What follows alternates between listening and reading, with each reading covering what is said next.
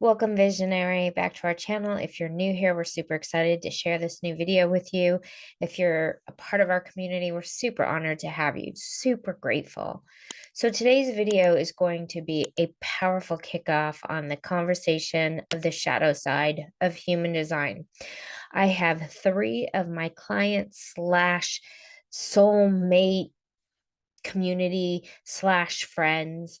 They have been through my certification programs. They've been all the way certified up to level 4. They've gone through the dream rave, the 4 radical transformations. They've gone through manifestation by design. Lauren is currently in my mastermind.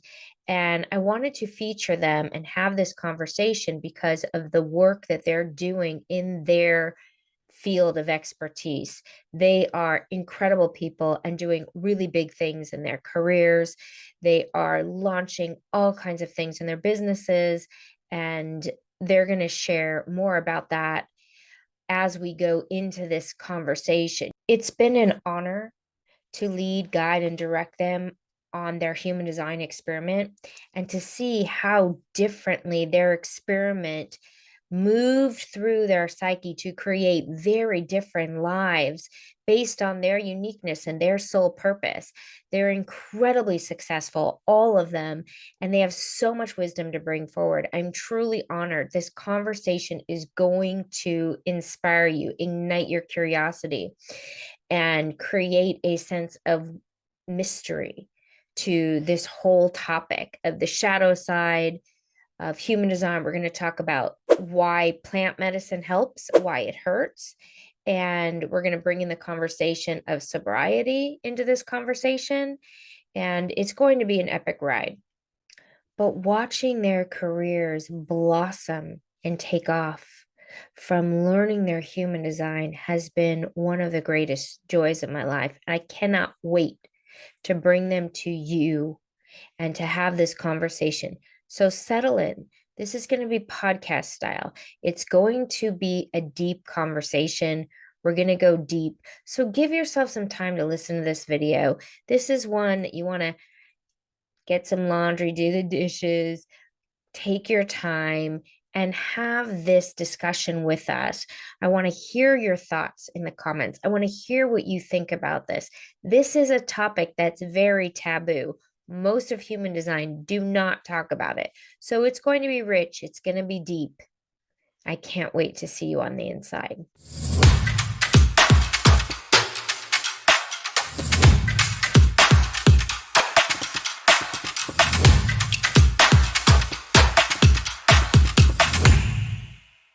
All right, so welcome everyone to this incredibly juicy, deep conversation that we're going to be having with you about the shadow side of human design. We're going into the taboo. We're talking about how human design was conceived, meaning also the use of drugs with that 8-day encounter with Ra Uru Hu, the founder of human design, an unspoken topic in the human design community. And I have some very, very special guests that are going to introduce themselves for this event. And I am frigging psyched for this conversation. Settle in. We're going to go deep, have some fun, grab some tea, grab some coffee, or whatever you're drinking.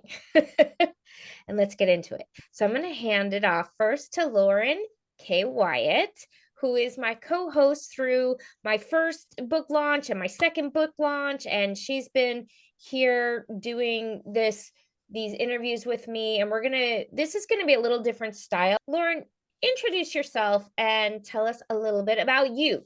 Okay, I'm Lauren Kay Wyatt. I'm a psychic, spiritual advisor, pet psychic, and transformational coach. And I'm just really excited to be here as the co-host. And I don't know what I did to be in this virtual room with these 3 brilliant projectors.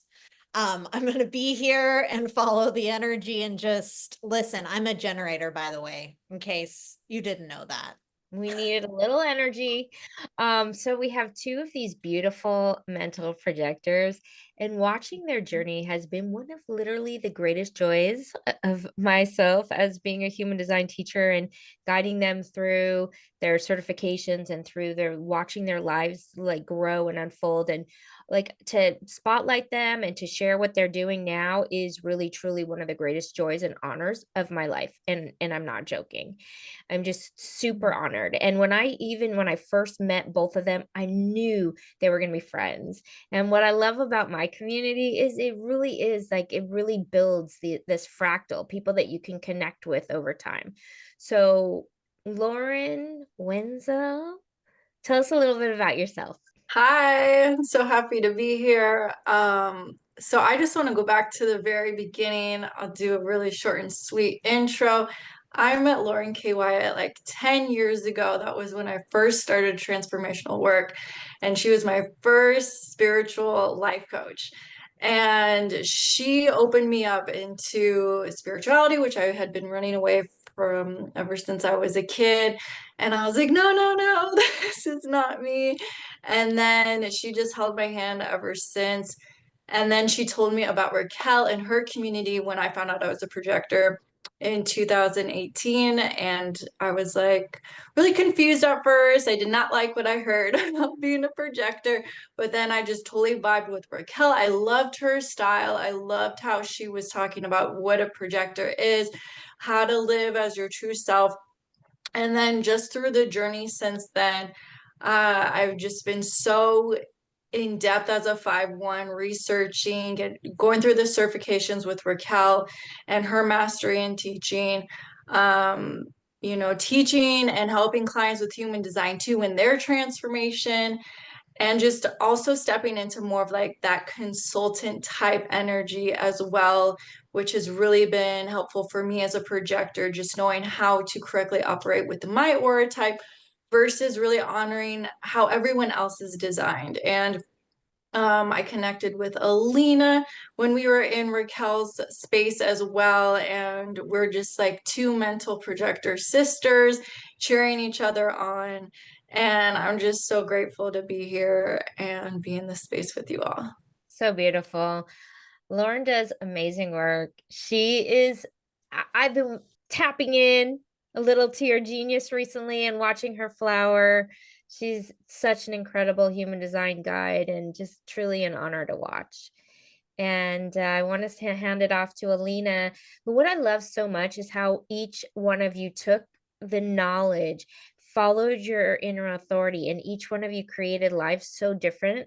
And that's what I love about human design. It really flowers you into your being, into your purpose, into who you are. There's no follow this and then this and this and this will happen because you don't freaking know what's going to happen.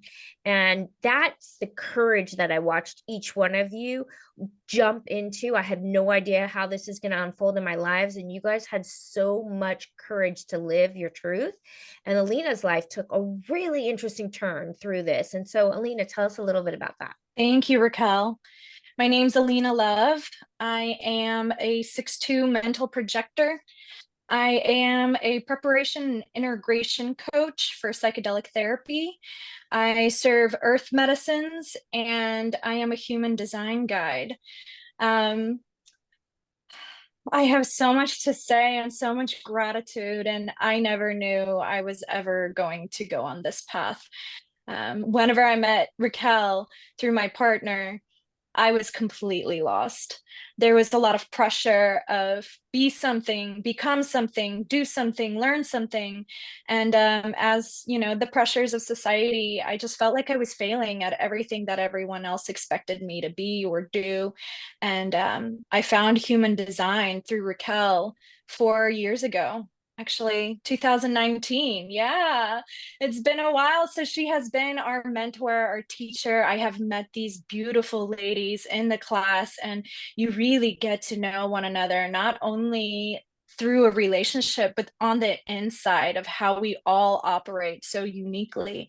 And, after my last certification with Raquel, I really took human design and kind of went into a different field with psychedelic medicines. And what's beautiful about this is when you go through psychedelic journeys, you go through a life transforming type of event that puts a stamp on your life. It marks you. You have passed through the portal. And when you come out on the other side, life isn't the same anymore. So part of my work is I help people integrate those life-changing experiences. But what I find human design to be a really useful tool is after the integration, after the neurogenesis, your brain is growing through these experiences. And then you ask yourself, now what? And you pass through the portal and you know that energy is real, that we are able to interact with this energy around us, and everybody has these unique aura types. So it gives me an insight of having an inside look of who I'm working with, what their sensitivities are, and what they're kind of moving through. And what I love about human design is my clients, after these life-changing experiences, now have a path. Human design is a compass. So after their life has shifted and they're integrating, now they have a direction in life, and all they have to do is experiment with it. There's no pressure. There's nothing to remember. There's nothing to believe. It really is about your experience. So when you're open from this psychedelic experience and you try something new and actually experiment in your life because you have awakened something within you, that peace, life kind of shifts and now you're able to see things differently. So I'm just super grateful for human design, for Raquel, for my dear sister, both of them, both sisters, Lauren's. And yeah, mental projectors is something that I want to say is whenever I found my chart, when Raquel showed me my chart for the very first time, I looked at it and I'm like, wow, everyone's are so colorful. Why is mine just like white? And the more I found out about myself, the more I really learned self-love and how unique we really are, and having another mental projector sister, which mental projectors are, not the most common type. So when you meet another mental projector, it really truly is a special bond. So Lauren and I have been kind of holding each other's hands through this process and really discovering ourselves and just the genius that comes out while we're on this journey together and through life and witnessing one another. Yes, so well said, so beautifully spoken. I want to set the stage before we go into this conversation, because Alina just brought up that we are in the just now chart, the neutrino streams, the 2343. Really, really fun energy to be having this conversation. The freak to genius, it's the perfect archetype for what we're going into. Also, what's really fun is we are having this little mini second moon phase that's orbiting in the earth, which is deep self-reflection, it's deep emotions, and it's leaving on the 25th. So at the time of recording this is the energy with which we're diving into. And I just kind of want to plant that seed because I found it really interesting when you guys mentioned that. What's a mini moon? So the second mini moon, it's actually really an asteroid, but it's got pulled into the Earth orbit. And the spiritual energy around it is that it acts like a second moon. So it intensifies all the feelings of the moon. So it amplifies your self-reflection, your deep emotions, the upheaval of emotions. And I just feel that's really present right now with everything going on here in the US. And it just feels very appropriate. So I wanted to kind of bring that up. And what we're doing with this conversation is going a little bit deeper into what most people are talking about. You can see why this panel is like the perfect panel. And when Lauren Wenzell tells a little bit more about her story, you'll see why these dynamic pulls are so important for this conversation. So I'm going to set the stage to the conversation, and then I'm going to turn it over whoever wants to start the discussion. So human design was birthed by a man named Ra Uru Hu, and it's known as the 8-day encounter with the voice, where he downloaded the knowledge. And then the knowledge was brought forward, as Alina mentioned, as an experiment. It's not a belief system. It's not something to read and then believe. It's something to try on and experiment with. And when you do, your life changes. And that's why it is so popular and why it's one of the fastest growing search terms on Google right now. It is exploding because people are actually able to integrate it and have results in their life. And it's spectacular information. The taboo and the hidden secret that no one in human design discusses is that this 8-day encounter with the voice was actually a spiritual experience that Ra Uru Hu had. And it was not naturally induced. And what I've discovered after researching and trying to figure this all out is that it came through him injecting his meridian points with ketamine.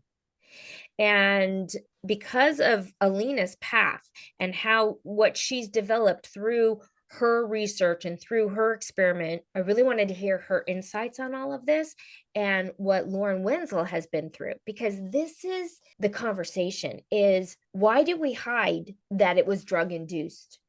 Does it take away the power? Does it make him look like he's less important? Does it make him look less valid? When should we experiment with these drugs? When should we not? When do drugs go into the shadow? Because we know they do. When does it turn into addiction? When can we balance it out? When should we experiment with it? So this is the subject that we're having, and each one of my beautiful panelists and are going to kind of dive in on the topic. And usually Lauren, Kay Wyatt, and I pull up charts, but we may or may not do that. We're going to kind of go with the flow and see what happens. So Lauren, you chime in too on your ideas on this, and we'll kind of see where the conversation goes. And I think it's a really, really important one. So who wants to start? I think this is a really interesting topic because we don't always talk about how this information came up. I'm aware that in some aspects of the human design community, there's not a lot of spirituality that's present. So there was maybe difficulty with some folks acknowledging that it came from a spiritual or mystical experience. And then hearing this, this is the first time, Raquel, that I've heard about the ketamine and the meridian points. And that is interesting that it's kept in shadow, but I do sense that to receive such a profound download and the way that it came in, like that is going to take an altered state of consciousness. So whether it comes through substances or it's through trance or meditation or whatever it is, like we can't deny that it came through this way. And these are practices that have been done for centuries.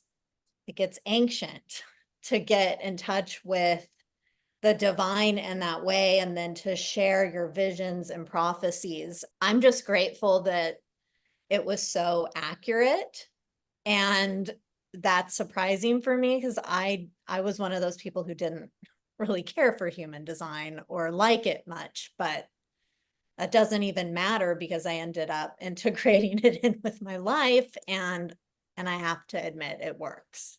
I completely agree that the integrating plant medicine as a way to reach states is profound. And what is the conversation about this? What is the balance? And why is it so hidden in human design? And the other question, which, you know, we can kind of dabble into with Ra Uru Hu, according to people who knew him, which I personally did not, he was a chronic pot smoker and smoked pot all the way through his life. So he was an addict. And I just think it's an important topic because a lot of people say in his later years, his work was less important, or not important. He had less of a positive impact, and people surrounding him were the ones who created Profile, who were the ones who created the 4 radical transformations. So the people around him took his information and ran with it, and he was less potent as a teacher because of the addiction that started to happen. So this is just coming out of the closet, everything getting exposed for the sake of the conversation right now, and seeing how you guys feel about it. What I'm sensing from this is that, like, he did his job in bringing the information through in whatever means it came through. And even if he wasn't as present toward the end of his life because he was enjoying it or doing whatever he wanted to do, what's beautiful about that is that other people's contributions helped bring this forward. Is we're not something that I've learned is we're not supposed to do everything alone. Like, other people's contributions are helpful, and maybe they don't want us to know these details. And I say they, this isn't toward any person or organization, but just it's empowering to be able to access that kind of consciousness and information. And maybe there's some fear around that getting out. And I'll just stop right there, as I want to hear from the projectors. Yep. Good points. All right, let's hear from Lauren Wenzell. I want to hear a little bit about your thoughts on this, and then we're going to turn it over to Alina. Yeah, so, I feel like the information came through because it needed to come through. And Ra was probably more in not self, because I really look at the transference and how it shows up with people. His motivation is desire. So if he's in the transference of innocence, he's not really on top of what he desires in life. He's innocently injecting himself with drugs and having his experience and not really having too much attachment or desire in life. But it did end up in the way that, because he was a manifester, so he was the aura type that could birth this information. So it's kind of a neutral thing of like, well, if it was through certain drugs or not, like, it did come through for the greater good. And he doesn't have defined sacrals, so that means that we don't know when enough is enough. And it was actually is completely open, so he didn't even have any gates to filter in the energy through his sacral. And then in his dream rave, he was conditioned out of being a manifester, because I believe he had a projector aura type when he was dreaming. So you got to look at that, because that's conditioning on a whole other level. And then I think he had the gate 8, he might have had the channel, I can't remember off the top of my head, the 1-8 channel in the dream. And then the gate 8 in the dream is you don't really care about your body.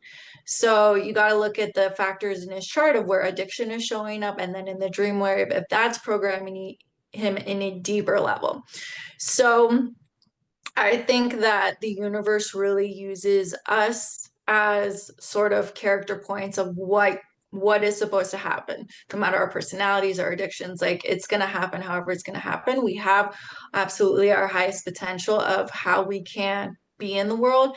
And sometimes, people don't access that because we need certain reference points. And then if we're not kind of getting to the next stage and the universe is like pushing, it's like, all right, you're out of here. And so maybe that's what happened with Ra. I don't know. Or maybe that was like his soul contract. Me personally, I have my past, my experience with addiction, with substances. Like, I'm a mental projector. I'm really open. Addiction was prevalent in my family. How I grew up in society, I grew up close to Los Angeles, Hollywood. It, like, the peak of drugs, of partying, of like the shadow side of Hollywood was right at the forefront for me. I have a completely open will center, so I didn't know when enough was enough, and I had no willpower. So any sort of types of experimenting with drugs and alcohol, like, I was a really good multitasker and compartmentalizer with that. But as I started my healing journey and really getting into human design too, and learning about the centers, it kind of helped me shift out of all of that. Like, I emotionally ate. I didn't know when to stop eating. And then when I went through those centers and deconditioning process with Raquel in her class, I was like, oh, I don't really need any of this. Like, it was really weird how that kind of just healed itself for me on that level. And then deciding to go alcohol free in 2020 radically changed my life. It helped really like speed up my healing. And then ever since then, I have been following just my strategy and authority of how my soul, my spirit wants me to heal and experience the divine, which is completely sober. I cannot partake in any sort of substances. It's always been a no for me up until this point, just because I have in my chart really strong like Neptune placements, and also I don't have a lot of earth that shows up. So it's a really personal like choice decision of what your inner authority is guiding you to. I would never say this is like a generalization for anybody. This is just for me. I've been able to have radical transformational experiences just from meditation alone, activating certain things and chemicals in my head through the process that my strategy and authority has guided me to. And that's all I can say about me. I can't speak for anyone else. It's really personal. And I think it's just honoring how you experience the divine in your own sovereignty and what you feel you're honoring, because it's a really delicate situation when you introduce certain substances. But that's also with like habits as well. We definitely need like a healthy balance, and the habits is all subconscious. So it's really being reflective on all that. So profound concepts and ideas, and really, absolutely. I think one of the main things we're going to probably come out with from this conversation is really you got to follow your inner authority and follow what's correct for you. And a point that you brought up that I think is kind of important is, when does it flip into addiction? And this is a contemplation for everybody listening. From my observation, I've seen that once something flips into an addiction, so I believe in sacred experiences through medicine, even alcohol, and pretty much everything, even food, everything to me is conscious choice and balance.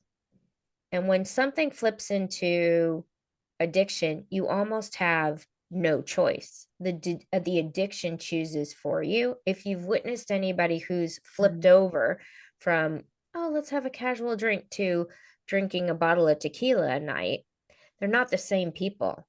And they cannot make the same choices. And I don't think they can truly access their inner authority, even if they say they are. And then it flips into you're becoming something that is not your authentic truth. And this is just to have the deeper taboo conversation. That's why I'm bringing it up. I have 10 line ones in my chart, gate 48, and my background spiritual psychology, which means I want to talk about it and I want to go deep. And I've never talked about this piece in human design because nobody wants to tarnish the work. Nobody wants to tarnish human design. And so it's not spoken about.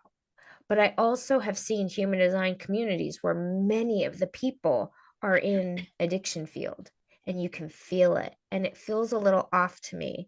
So just bringing that up as part of our conversation. Now, the person I really was excited to get her insight on, we're going to hand it off to you, Alina. I can't wait to hear your perspective, the work you've been doing, and what your thoughts are on this topic. So let's hand it off to Alina. I am so excited about this topic. This is a taboo and people don't talk about it. And I think we are changing, we are shifting in times. In 1960s, there was a lot of war, the Vietnam War, and people didn't want to be in war. There was a bunch of hippies taking LSD, and they couldn't control society the way that they wanted to. So the war on drugs became a real thing. And basically, they listed all of the good drugs that we are now seeing there's medical purposes for them, medical use, illegal. So it was incredibly difficult to find these substances, and people who did find these substances, they saw the value in them. So I'm really excited how this kind of fits into human design.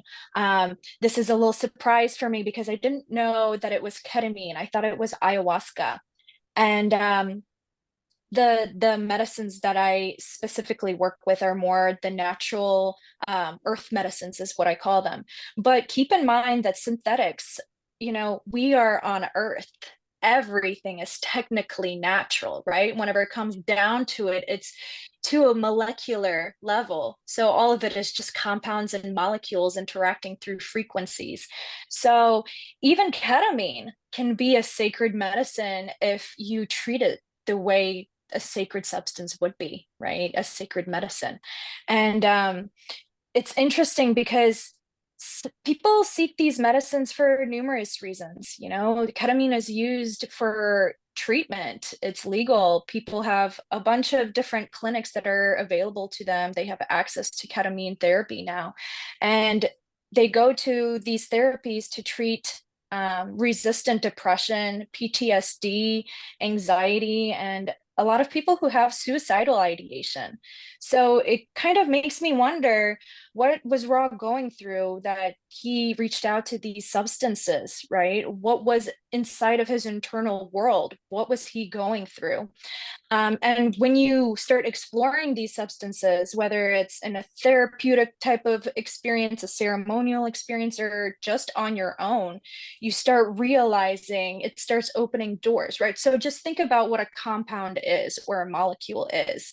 And when we take something and it crosses the blood-brain barrier, it unlocks certain aspects of our mind and our brain. And when it unlocks something, we gain insights into a whole different new dimension. And ketamine is actually dissociative, but when you go into this euphoric state, a lot of people have the opportunity to channel something either within them or something that they haven't ever experienced or received before. And when they come out, it shifts their entire perspective on life, right? So I'm not surprised that actually that human design came from this this alternative, what would you call it? What's the word that I'm looking for? Ketamine. When you use ketamine, it does tap into an altered state of consciousness. And there's so many different insights that can come. And I believe that it's just another way to tap into source, right? And all of us are just tools. We are source tools, different insights drop into different people. And it really is up to us to actually do something with it.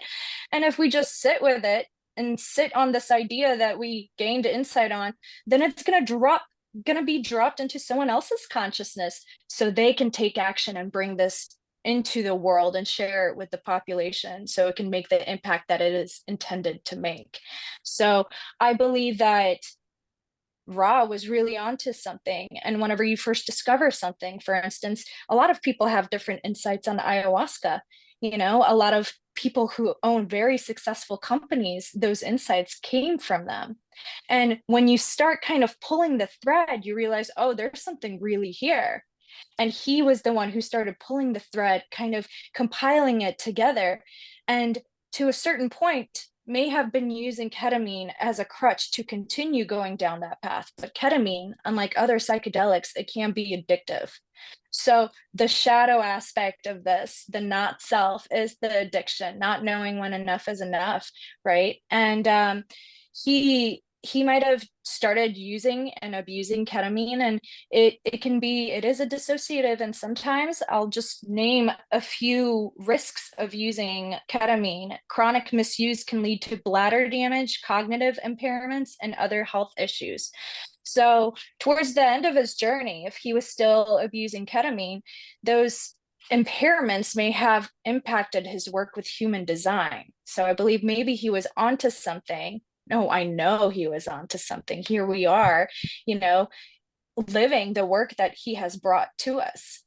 But towards the end, it might have started getting diluted because the addiction started taking over. And sometimes what you see with people who use sacred plant medicines or even synthetics is the medicine itself starts locking you out from this knowledge, the access points. So sometimes we're the ones that need to integrate the experience instead of going in constantly and asking for more. Maybe we've received enough and now it's time to really sit with that experience. And that's when the insights still continue to come in. And ketamine does cause neuroplasticity in the brain. So when it's used properly, your brain actually grows and the insights start coming in even post-experience.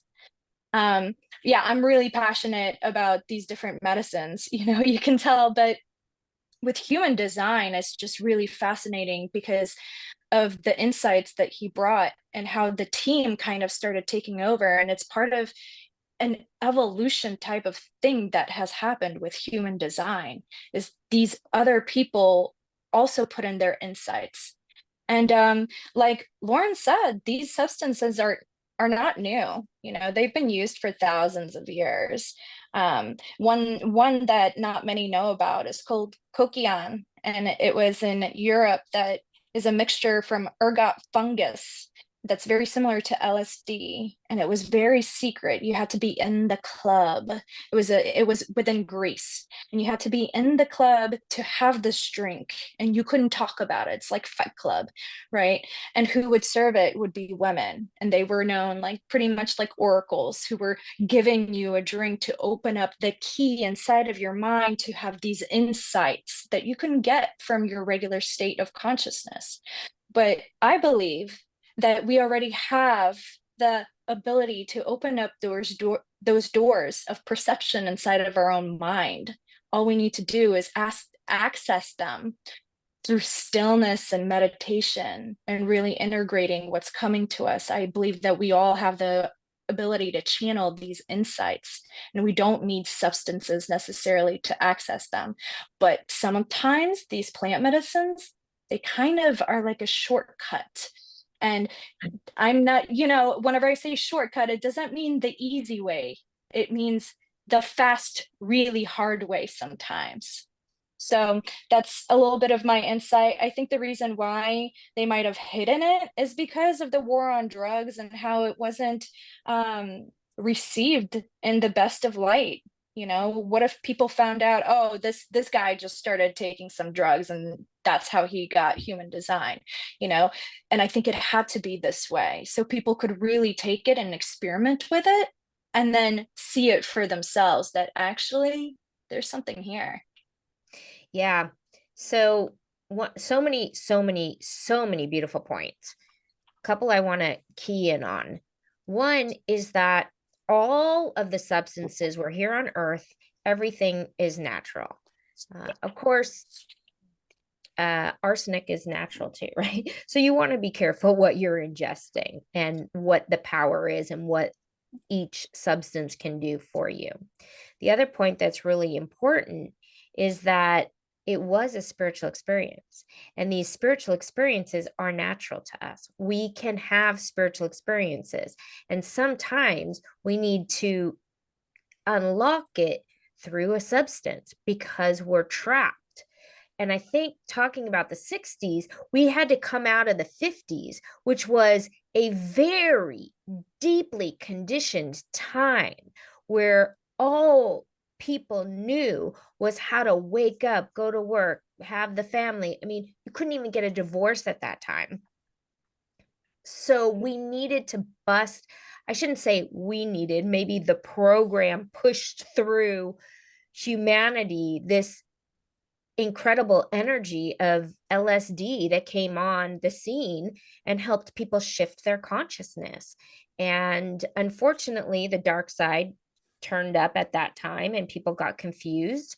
They didn't really understand how to integrate it. And now today, with a lot of the work that Alina's doing, we have such a greater knowledge of how to use these substances for good, for transformation, for personal development, for understanding how to integrate it in your life. And then also to not need it after you've busted through all of the doors of perception and you realize that that is our natural state. We have the ability to tap into spiritual awakening, and you can integrate it by using your human design after the experience, and you don't need to rely on it.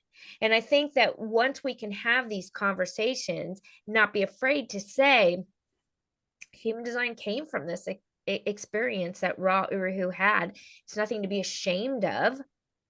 And it's an important conversation to have and ask, is it correct for everyone? No. Is it correct for you? You have to follow your inner authority.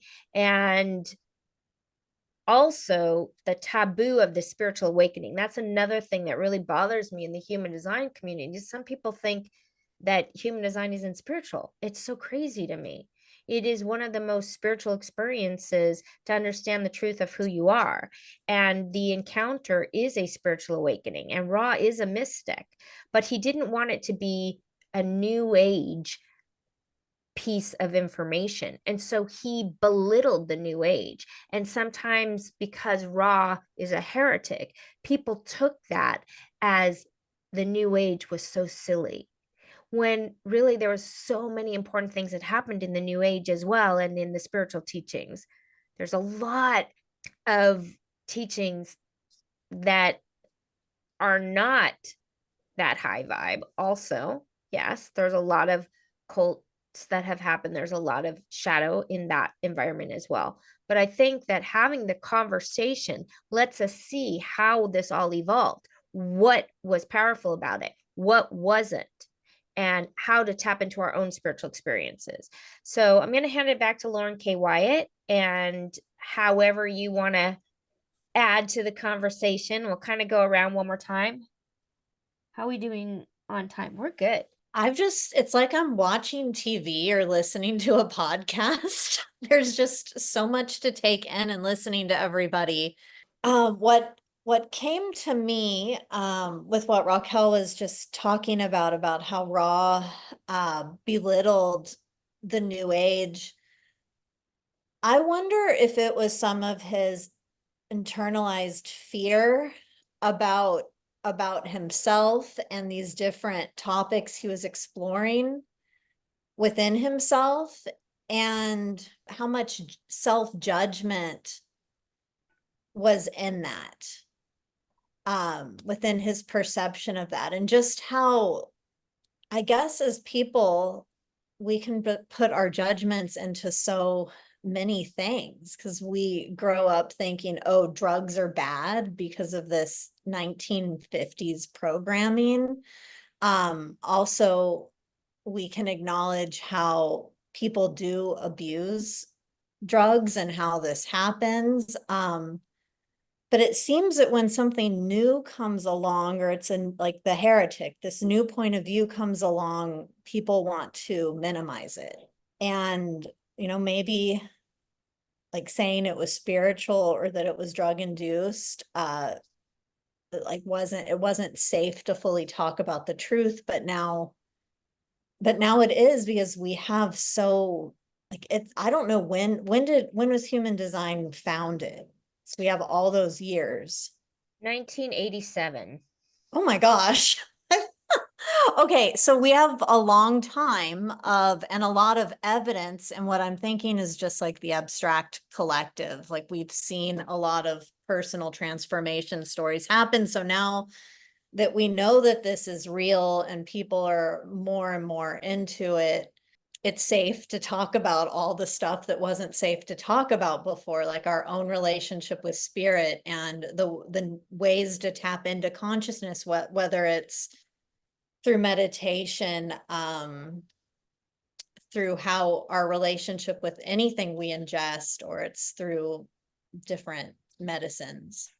Lauren, do you want to kind of take us right into the next piece? Yeah. So I have gate 17. I have the channel. So I have a lot of opinions and a lot of details on why I think the way I think. So just going back, Ra was a 5-1, and I've seen and I'm a 5-1, Raquel's a 5-1.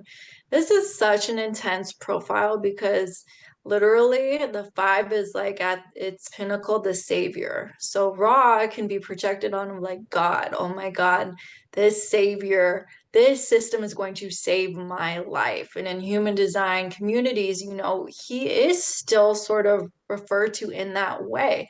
Then on the shadow side of the 5, ooh, if you don't live up to my savior complex and how you're going to save my life, I'm throwing you out of where your community is. I'm burning you at the stake. So I can relate to that. I'm sure Raquel can relate to that too, because the 5 is the deepest projection field. You know, it's a lot of pressure because we can't see who Ra really was. So it's like we have our sort of like synopsis. You know, he had his things, but like even with the shadow and his stuff, I'm so grateful that he was able to, you know, withstand 8 days. Like, think about 8 days of just digesting information. And like, I think other people, it did try to come through them, but they couldn't hold it because it was too much. They had psychic breaks. Like, so to go on that experience for 8 days, not knowing when this voice is going to stop talking to you and downloading this information, it's a lot. And so as a 5, we have to universalize things. And that's been a huge thing for me because I can be very spiritual. You know, I like to solve problems, but if it's not practical, people are not going to listen to me. And so I can be very like, oh, you know, I have these messages and sources like, you know, showing me this. But if I'm not universalizing it in a practical way to help people, it's like, okay, well, that's great. But, you know, how is this going to help me? And so I think Ra, just looking at it that way, probably just try to universalize in a very practical way first and just going off what everybody was saying is like, yeah, and he's human. He was still human. Like he had his own stuff, his own shadows, his own fears. And I wanted to bring up 2 really interesting people because they both play into this conversation. Ram Dass, he was a really beloved spiritual guru, spiritual teacher, and he was all about the LSD. He was all about taking mushrooms. He was all about that shit and accessing source through that way. And he had beloved gurus that taught him, and he was just it. He was a generator. He had the 3457, the channel power. So he was like a mutant. And he was so open, and his view was power. So he saw all the power plays. He was able to just see from that point of view, and that's how he accessed consciousness in that way of really going into that medicine. And even the like police government, they were like on him like, oh my gosh, this guy is like a druggie, you know, but he just laughed about it. And he's like, oh yeah, but he was just there, you know. And that's like one really interesting perspective of somebody who was like a beloved spiritual teacher, like embracing consciousness, like unconditional love, and accessing it from that point of view. Then we have another spiritual teacher who's alive today, Sadhguru, who denounces any sort of like taking any sort of plant medicine. He's very like, I access my source through me, and that's it. I am not relying on any sort of substance because why would I do that?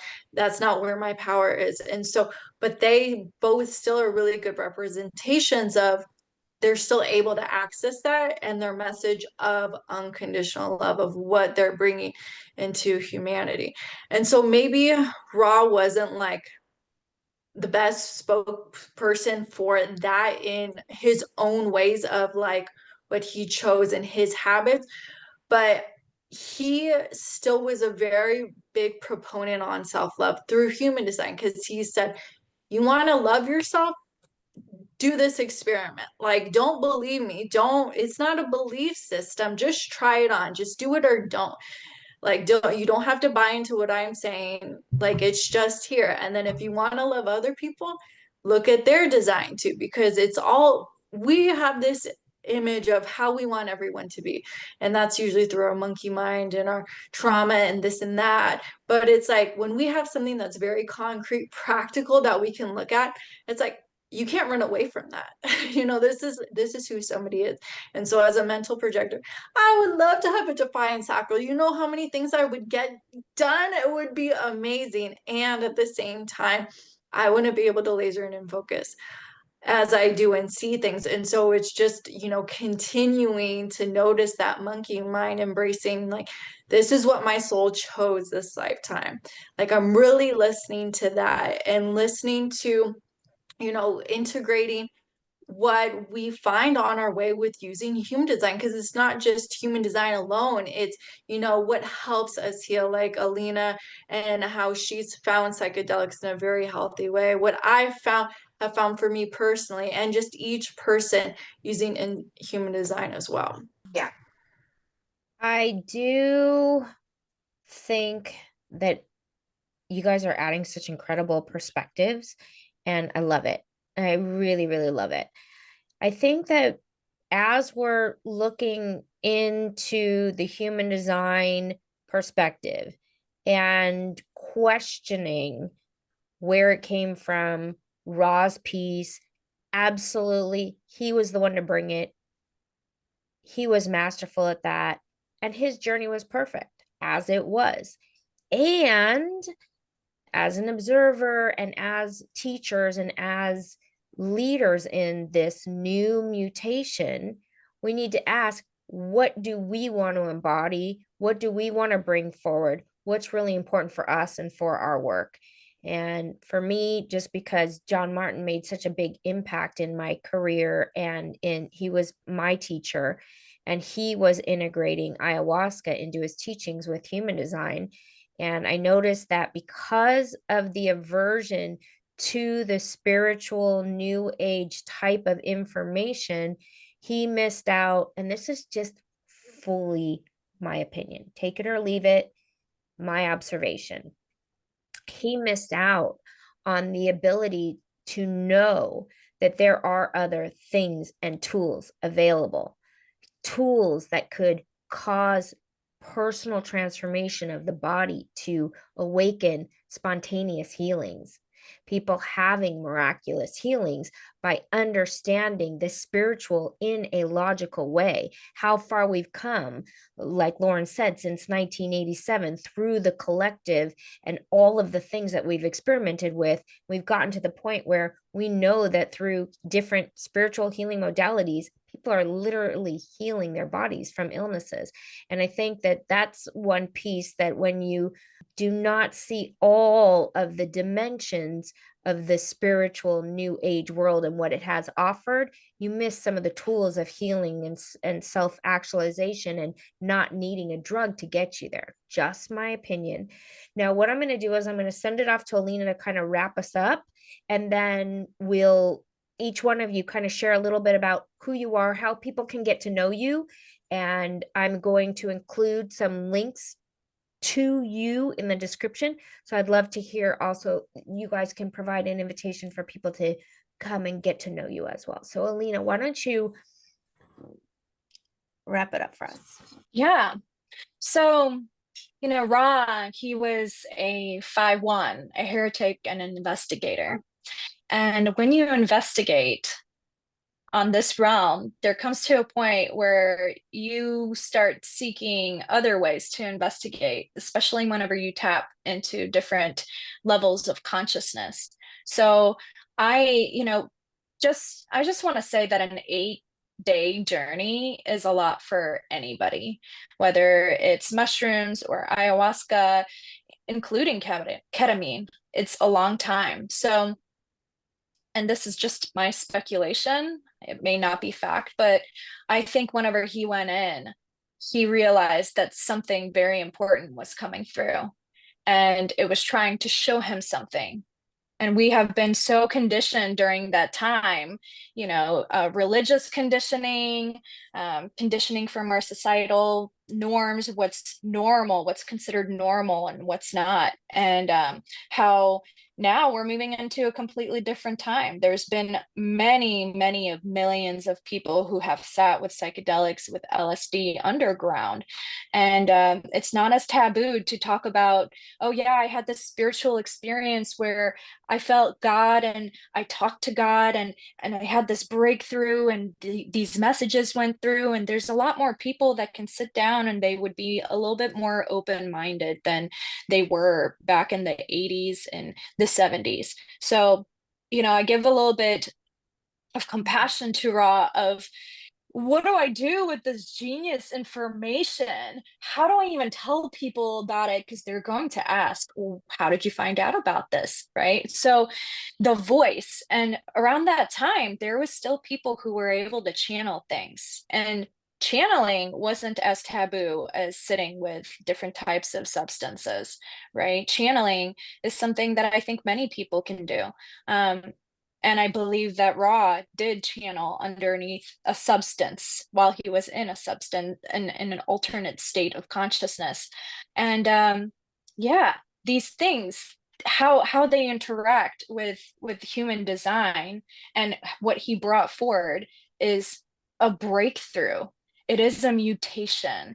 And sometimes it takes some time for things to catch on. And sometimes the time, that part of the time aspect is really kind of working its way out until it finally comes out. And people, whenever they finally see it, they don't see it as, oh, this is just new age foo-foo stuff. There's actually something behind it, right? And maybe some people still see that. It's not for everybody. Psychedelics aren't for everybody. Human design isn't for everybody. But there's so many different tools out there. And if people are out there and they're feeling lost, or they're having a different crisis, or their mental health is being impacted, and they want to try a different type of medicine that isn't a prescription medicine, and they want to explore more.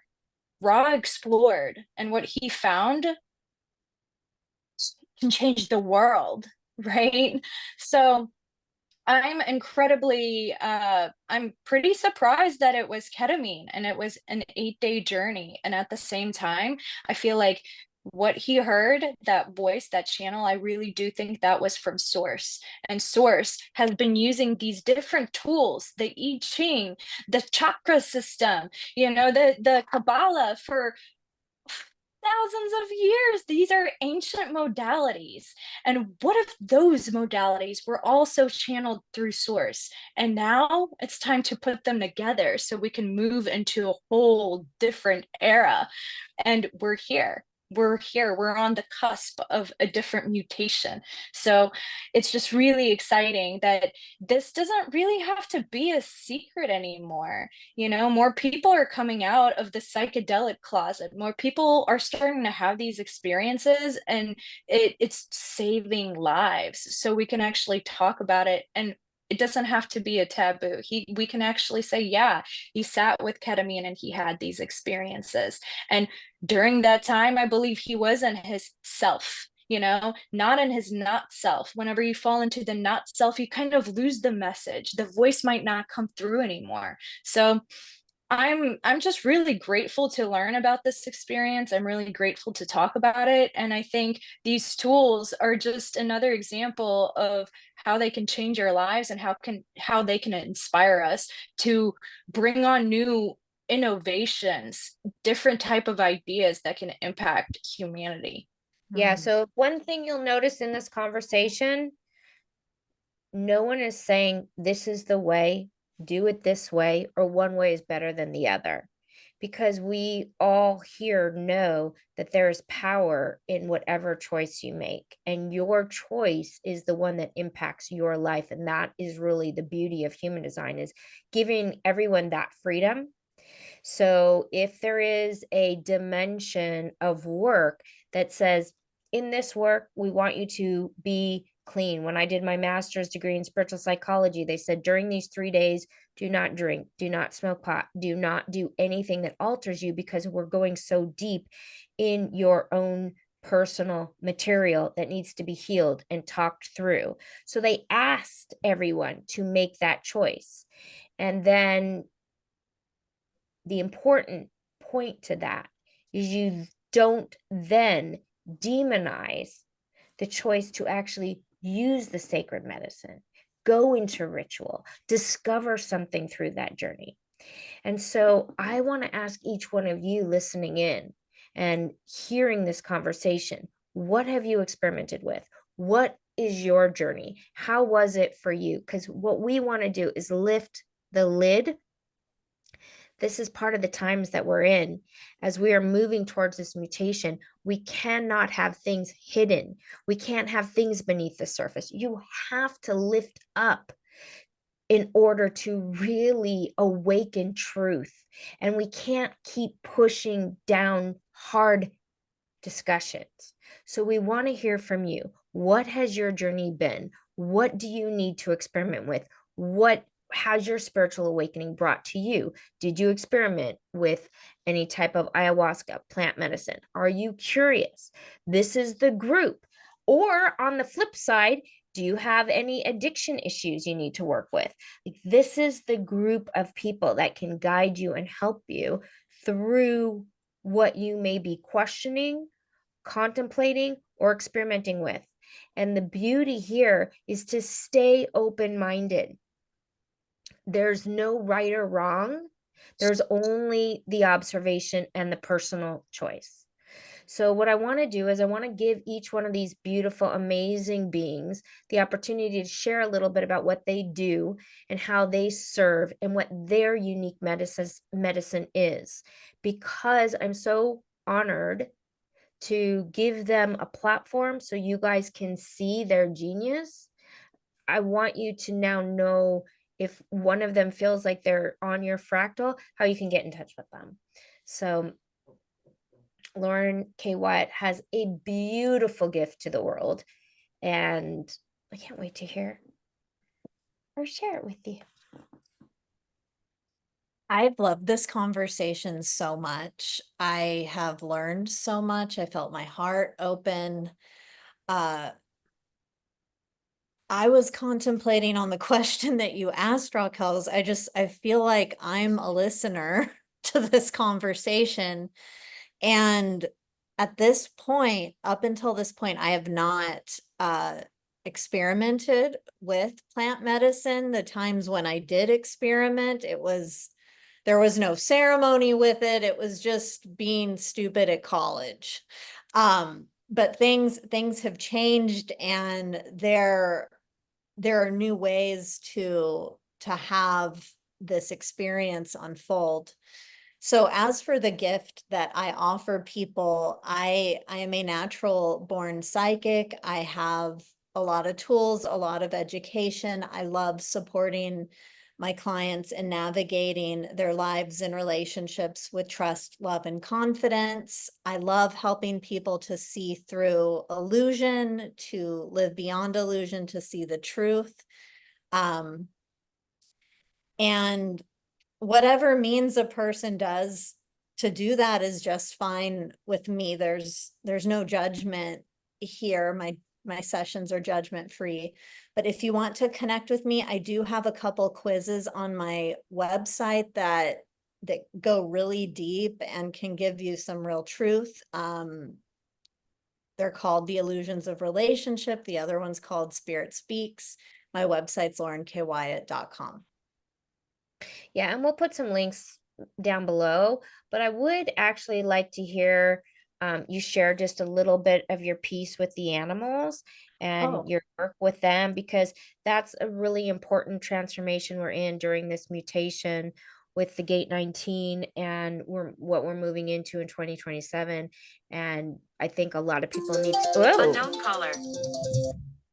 Ooh. Sorry, guys. Good thing we got edit. Raquel, thank you for having my back on that. I do so many different things, and I think it was Lauren Wenzell who said, I would love it if my sacral were defined. I could do so many things. I do so many things, and when I'm not focused on one of the things, I forget about the other thing, but they're all equally important. And I am a pet psychic healer, and I love working with animals. I just finished writing a book on pet psychic and how we can strengthen our bonds with our pets and heal ourselves and transform the planet. And it's absolutely incredible, and it's so important. And it is another way that I love helping my clients see truth over illusion, because your pet is talking to you. It is possible for all of us to connect with our pets. All of us have intuitive gifts, and we can do that.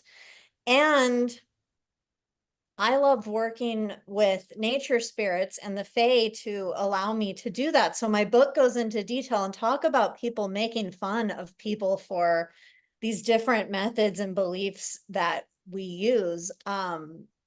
Just how some people dismiss fairies, and they really shouldn't do that, because fairies are powerful, and the earth wants us to listen, and there's a lot of healing and a lot of truth and a lot of love to be had and experienced.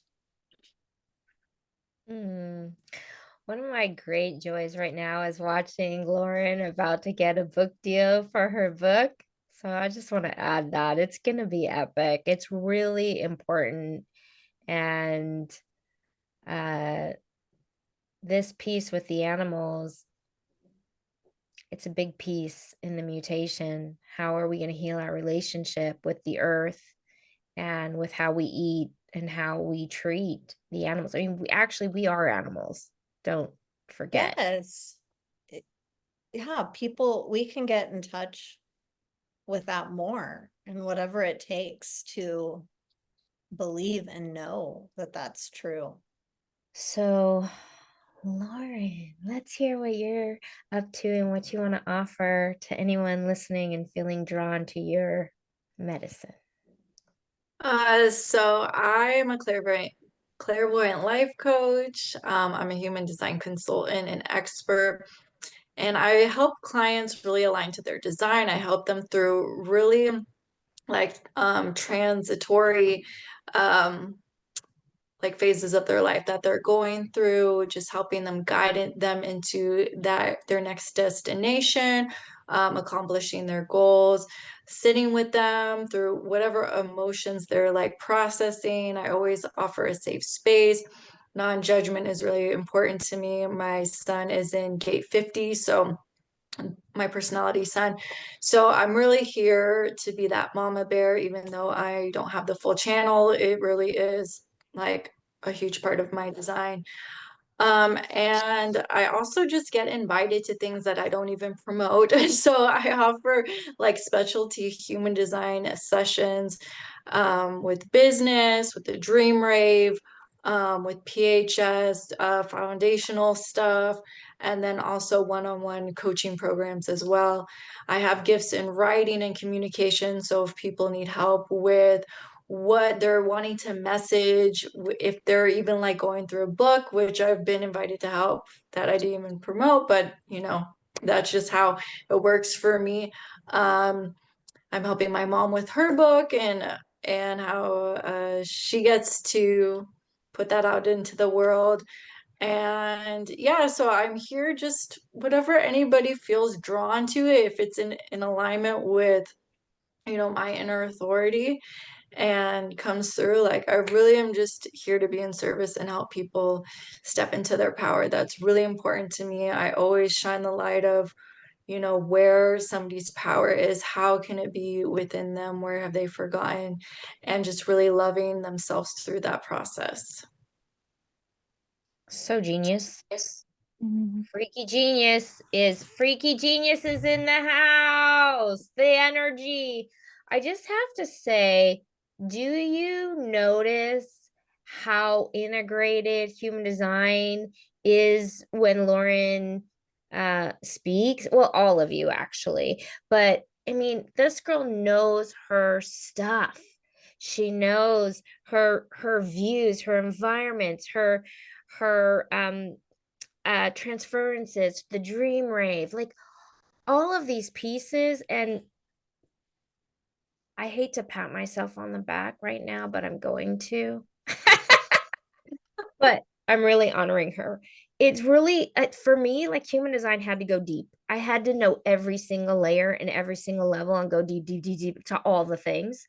But watching it in the way she's speaking, well, all of them, but I'm just going to highlight Lauren Wenzell right now, and give her a little projector recognition. But just like watching how much she knows and how deep the information is and how integrated it is into who she is, like it's epic.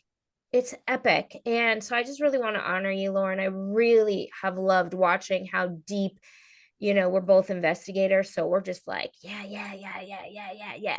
And so it's so beautiful to see. And I love how much you know and how you're bringing it out in the world. And I just love it. So thank you. Thank you. All right, Alina, tell us about what you're up to and your work. Yeah, so I am a 6'2" mental projector. So I really have kind of built my life, my offering around my design. And 6 meaning the role model, and 2 being a hermit. So I specifically wanted to create a business that was online where I didn't have to physically be there, but also have a physical offering. So yeah, I am here for the other as a mental projector. I'm here to educate, I'm here to empower, and to really help people find who they really are. Safety is one of my biggest priorities in everything that I do. Emotional safety, physical safety, and cultivating a place of safety to make it actually feel like a more safe place to heal. So the type of work that I do, I have created my company called Integrate the Journey. And the whole point is to integrate all of these different modalities into your journey. And the journey is to your own enlightenment, right? We are using a bunch of different tools. One thing that I help people, well, I guess a few things that I help people with is preparation work. There's a lot of individuals who are starting to see that psychedelic therapy is actually a real thing, and people are really, really getting a lot of results from it, but they don't know where to start. So I help people start, I help people educate and kind of prepare, not only emotionally, mentally, but also like their actual physical body. There's a plan that's involved. So preparation is something that I'm really passionate about, because I believe that when you use these tools consciously and with intention, when you prepare for them, you're putting in that energy to finally sit in this space with another plant medicine or different types of medicines, that energy that you took to prepare for it is what's really going to make an impact, instead of just jumping in and being outside of the right set and setting. So preparation is one of the tools that I help people with. And then the integration aspect of it. When people come out of these journeys, most of the time there's a critical window there. The critical window is when your brain is in neurogenesis and it's literally growing.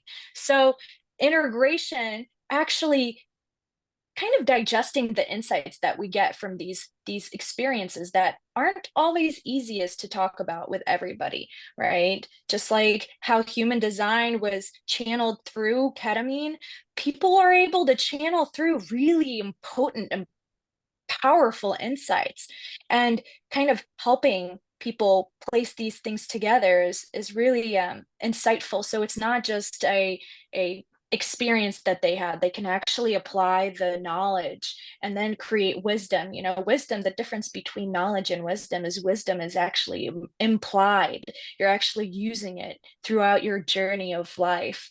So Integration is another offering that I do. I do one-on-one integrative coaching, and I do human design. I am a human design guide. So all of these different things, I use human design as my foundational tool, whether it's for me or for other people. But if people want to go a little bit deeper, they've done the integration journey with me, and they actually want to see what is my design all about. They know energy is real. They know auras are real.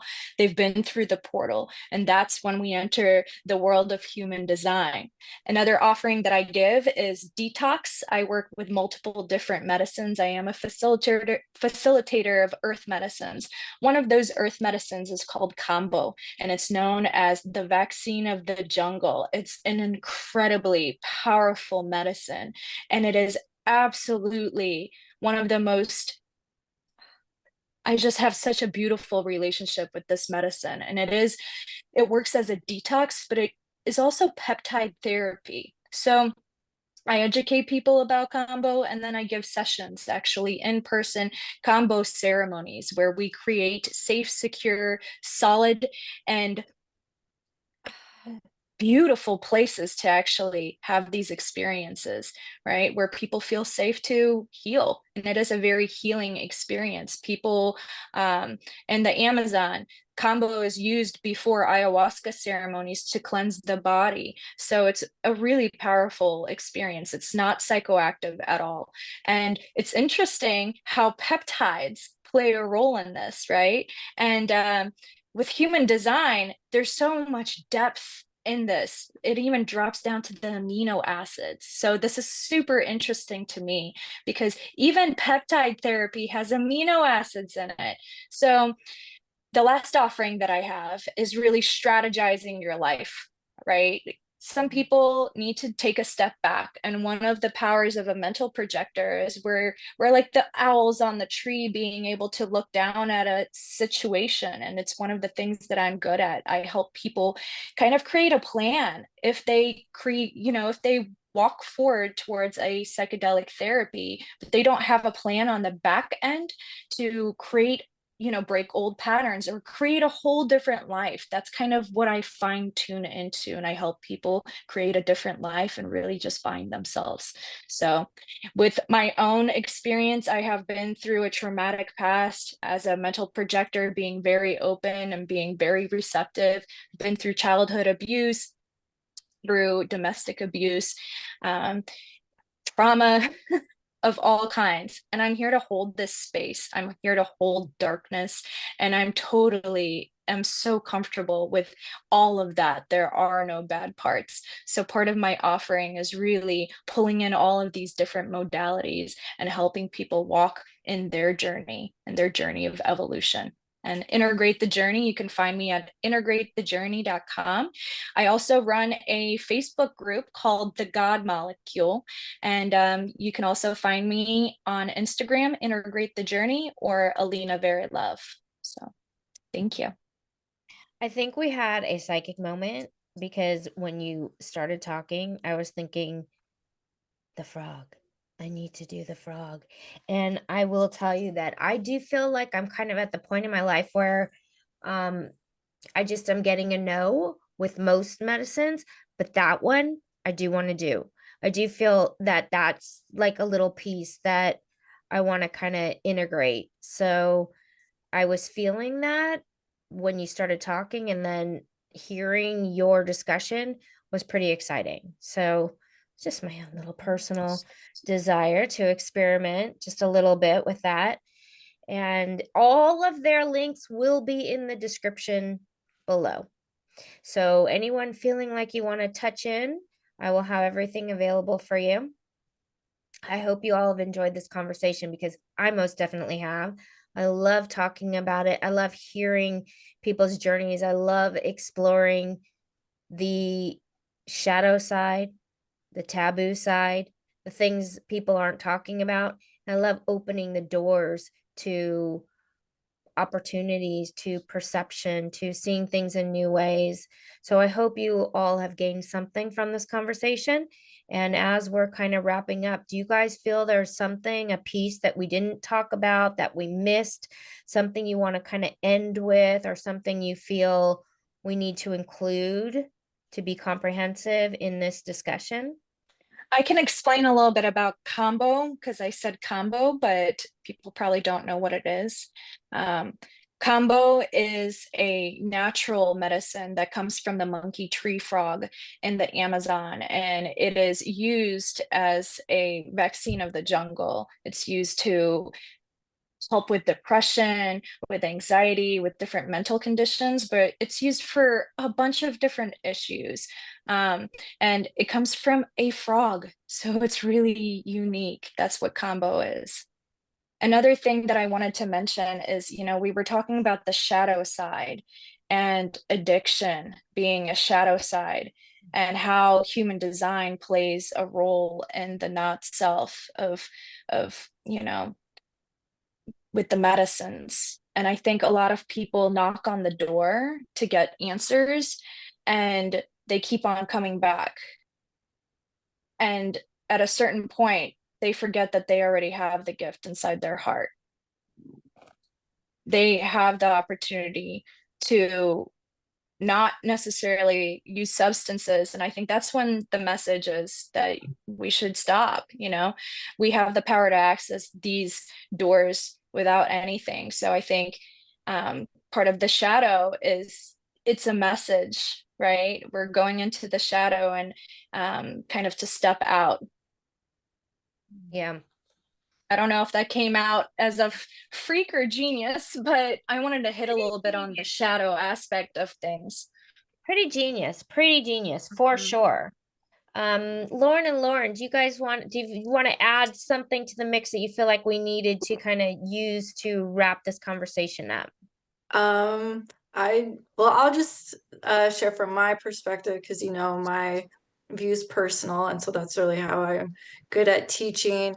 Is I think sobriety is so underrated, and I see a lot of people stepping into that and how it's radically transformed their lives and just living in a completely different way. Because I was living in one extreme from 14 to 31 years old. So like I was a binge drinker, I partied, I did certain drugs, and I got to the point where the universe was like, okay, if you keep going in this direction, you might not make it like much longer. And so, but I didn't think in my mind, oh, I'm going to be sober forever, because I couldn't grasp that concept. And so I think it was either Lauren I was actually talking to. Yeah, she was like, why don't you just try to give up alcohol for a year? And I was like at a very low point in my life. And I'm like, okay, maybe, like, I think I can do a year. Like for something, Did it just I clicked. suggest a year? That is intense. Yeah, but it's like, I have an Aries moon. I have a Right. Mars in Aries. So I'm up for like challenges. So I'm like, okay, I think I can do a year. Then the pandemic hit. And then it was just like, the first 3 months were probably the hardest, but then everything shut down. So it was like the universe really set me up in ways to succeed. As a projector, we're here for success. And so that was part of my journey. And then later in that year, I gave up marijuana. And ever since then, it's like I transformed from being like somebody who was not that healthy, didn't really take care of themselves, to now being on just the flip side of it, where I live a very sober life. I have an undefined G center as a mental projector. So even being in certain environments where alcohol is around, I have to be very discerning about that as well. Like before, I was like, okay, like it doesn't really affect me, but it's like through our journey, we really get to experiment with what our openness is trying to teach us as well. Because if we're going into the amplification and the not self, that's where we're going to lean into more like addictions through those motors and then certain gates. But then when you find the wisdom, and sobriety has been my wisdom, it's freaking saved my life. Like I could get emotional just talking about it, but it hits really deep. And yeah, I just think you know like that's where the collective is going to live this way. Thank you for advocating. Lauren, I really love that. And I just want to say how beautiful that is. It is a lot of dedication. And I think after you do it, you see how worth it is to continue that path. It's interesting you speak on this because for me, I actually had one psychedelic experience whenever I was 18. And then my second one, someone gave me over 36 hits of acid at once. And I never touched anything. I also came from a background of growing up in a fallout from an heroin addict who passed away. He was my uncle. And I was one of those people that I didn't touch anything. I was sober. I didn't have a drinking problem, nothing. And all of a sudden, psychedelics fell into my lap whenever I was at a point where I wanted to end my own life.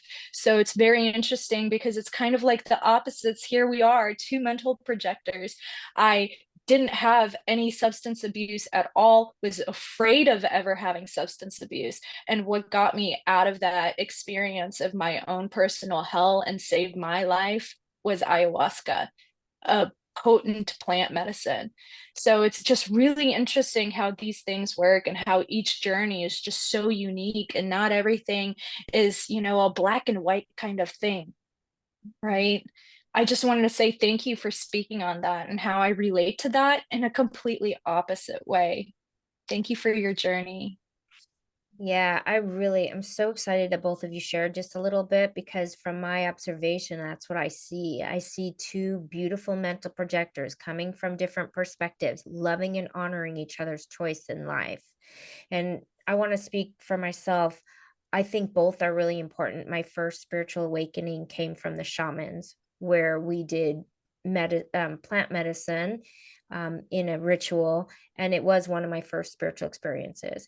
And then because of that, the worlds that I traveled in, I watched a lot of addiction. I have two ex-boyfriends who died of drug overdoses.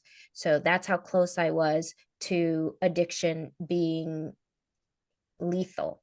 And that caused me to be more on the straight edge, but I'm really balanced with it. So I would say that I primarily lean towards the gift of sobriety, but I also can't, because of my main issue was around the eating disorders. The healing of that is balance, because you have to eat. You can't just cut it out of your life. And so my primary focus was healing how I nourished my body, gate 46, before I was 40 in the nodes. And so I really needed to nourish my physical body. And now in my life, it's about balance. Like the perfect, whenever I do have a glass of alcohol, it's like as sacred, pure. Same with whatever substance I'm going to do. And that really works for me at this stage of my life. And at the same time, I have watched people later in life fall into alcoholism, into pharmaceutical addictions. And when you're in your 60s and 50s, late 50s, 60s, 70s, if you haven't cleaned this up, life gets very difficult. And there's a lot of chaos, particular with people who don't even know their human design. There's a lot of chaos. And also there's a lot of stigma around sobriety. And I think that's another thing, is there's stigma around sobriety. And that's why I'm so grateful that you brought it up as so sacred and beautiful and pure, because some of you might be getting the, it's time for me to choose 1 year without alcohol or 1 year without pot, because you've gone too far. And that is a really important piece to this conversation, because that journey is also profound and so sacred. So Lauren Kay Wyatt, I want to throw it to you to kind of, whatever you want to add. And if you guys feel like we're coming to a completion, we'll complete. I've absolutely loved listening to each of you speak about your journeys, and just with Lauren and Alina and how they're both mental projectors and how they had similar realizations in very different ways. That felt very profound to hear. And Lauren, I love that when, like, if I suggested a year without alcohol, that you were like, okay, let's do it. That, I mean, that must have been a yes for your inner authority to consider it and to go with it. And what I'm excited about is that everyone here in this virtual room, we stand for listening to what your truth is and to trusting that inner authority, and that we're all brave enough to have these taboo conversations. We're bringing it to light, and I'm grateful for that. Yeah, I me too. love the taboo conversations. We need to have more of the taboo conversations. They're the juiciness of life. Like, what is secret is sacred, and whenever it comes out to the surface, there's something so special about being able to have these conversations. Agree. Yes.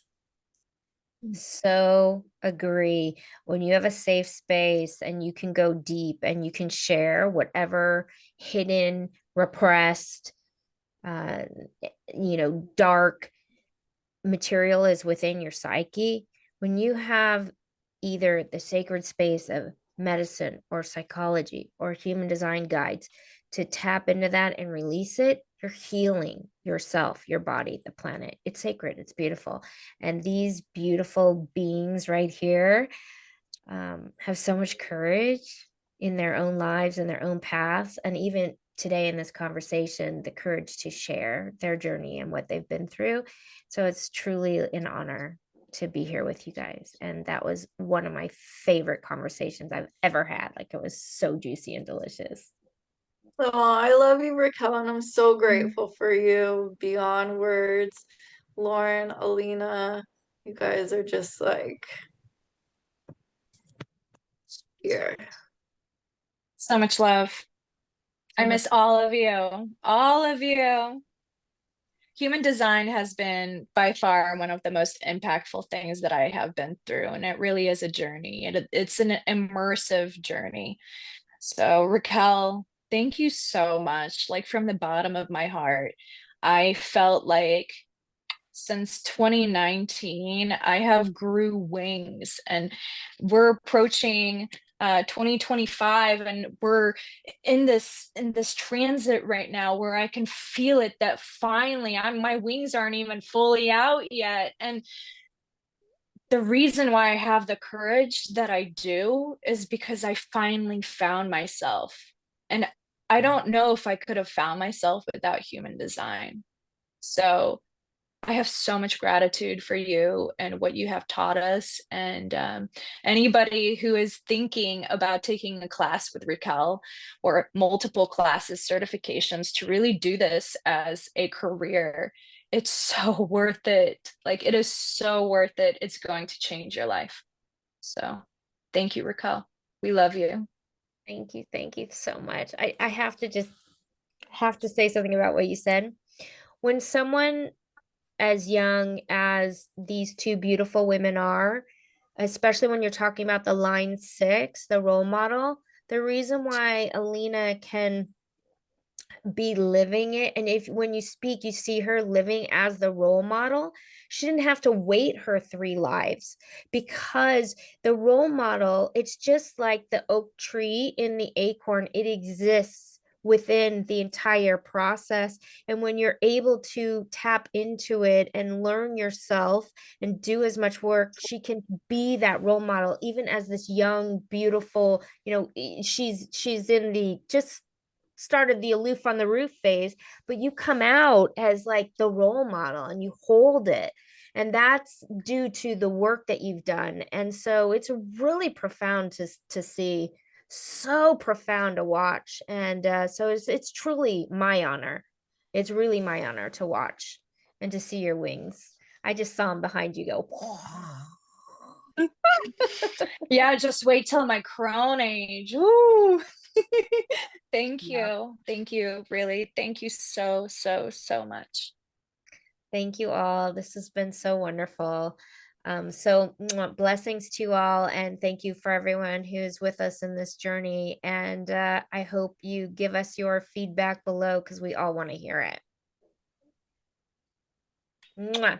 Thank you guys. If you're ready to dive more deeply into your shadow material, I have something that just might help. A 12-day journey, a 12-day shadow journey. And you might want to use my new book, Illuminating Human Design. Is the shadow side of profiles, but really I go through all the types, the inner authorities, the profiles. It's a guidebook to explore your shadow material.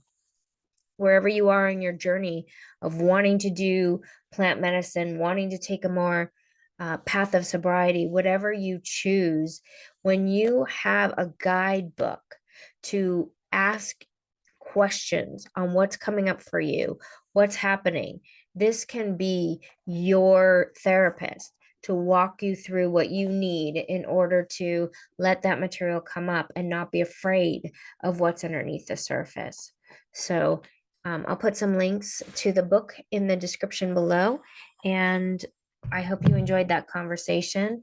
If you're interested in any of my certification programs, please reach out to me. You can email me directly, PM me. My team is always there wanting to answer your questions and discover where you are and help you through your human design journey. Mwah. Thank you for sharing this discussion with me.